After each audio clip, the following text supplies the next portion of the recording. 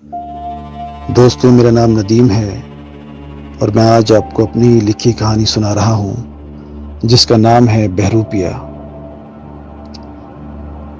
میں ایک بہروپیہ ہوں۔ میرے بہت سے نام ہیں: ارون، عبداللہ، ٹونی، کرتار سنگھ۔ آپ کسی بھی نام سے مجھے جان سکتے ہیں۔ میری ذات انسانیت ہے، میرا مذہب محبت ہے، اور جس گھر میں میں رہتا ہوں وہ کسی مندر، مسجد، گرجا یا گردوارے سے کم نہیں ہے۔ عرب کا شیخ ہو یا لندن کا گورا، افغانی پٹھان ہو یا افریقی کالا، سبھی میں ہوں اور سبھی مجھ میں ہیں۔ مگر آج میں نے یہ بہروپ اتار کر پھینک دیا ہے، کیونکہ آج میں دکھی ہوں، کیونکہ آج میرا دل ٹوٹا ہے۔ جن گلیوں سے میں روپ دھر کر نکلتا تھا وہ گلیاں آج ویران ہیں، سڑکیں سونی ہیں، چاروں طرف سناٹا ہے، اور اس سناٹے کے بیچ کھڑا میں اس وقت کی یاد کر رہا ہوں جب یہاں بچے مجھے چھیڑا کرتے تھے، جوان مجھے دیکھ کر ہنستے تھے اور بوڑھے ٹھٹا لگایا کرتے تھے۔ آج میرے اس چمن کو کیا ہو گیا؟ آج مجھے بچے چھیڑتے کیوں نہیں؟ آج کوئی مجھ پر ہنستا کیوں نہیں؟ یہ سڑکیں، یہ گلیاں، یہ بچے میری عبادت گاہیں ہیں، جہاں میں عبادت کیا کرتا تھا، جہاں کی زمین پاک تھی، جہاں مسکراہٹیں تھیں، بچوں کی کلکاری تھی۔ وہ مجھے دیکھ کر روتے ہوئے بھی مسکرا جاتے تھے۔ آج مجھے سلینا دکھائی نہیں دے رہی۔ عائشہ شاید یہیں کہیں ہوگی۔ کوئی تو بتاؤ میرا جون کہاں ہے؟ ہاں، یہی آواز ہے سکھدیو کی، پر وہ مجھے نظر نہیں آ رہا۔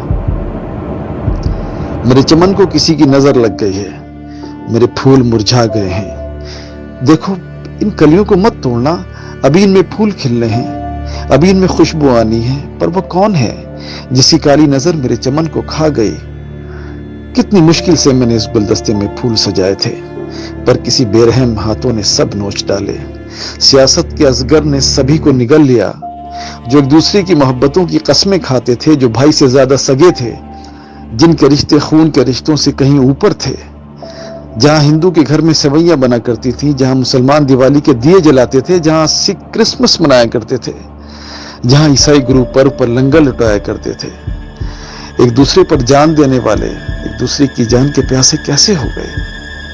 یہ نفرت کی آندھی کہاں سے چلی، کہاں پر ختم ہوگی پتہ نہیں، اور کون کون اس کی زد میں آئے گا پتہ نہیں، اور کتنے چمن لٹیں گے پتہ نہیں۔ جس چوراہے پر میں کھڑا ہوں وہاں کبھی کہے گونجا کرتے تھے، پر آج سناٹے کا شور بہت ہے، مجھے کچھ سنائی نہیں دے رہا۔ میں نے اپنے کانوں کو اپنے دونوں ہاتھوں سے کس کر دبا لیا ہے، پر یہ شور کم کیوں نہیں ہوتا؟ یہ آوازیں کہیں میرے کان کے پردے نہ پھاڑ دیں۔ ارے روکو، کوئی تو روکو اسے، وہ پھر ہنس رہا ہے۔ مجھے اس کی ہنسی بالکل برداشت نہیں ہوتی، میں مار ڈالوں گا اسے۔ ہاں، مجھے اسے مار ڈالنا چاہیے۔ اسی نے میرے چمن کو لوٹا ہے، اسی نے میرے بچوں کا لہو بہایا ہے۔ وہی ہے میرے ملک کا دشمن، میرے کرتار، جون، ارون اور عبداللہ کا دشمن۔ میں اسے آج نہیں چھوڑوں گا، بھلے ہی وہ مجھ سے کتنا طاقتور ہو، بھلے ہی وہ میرے ٹکڑے ٹکڑے کر دے۔ میں آج اس سے بھیڑ کر رہوں گا۔ میں کسی سے کمزور نہیں ہوں، میرے بچوں کی طاقت میرے ساتھ ہے۔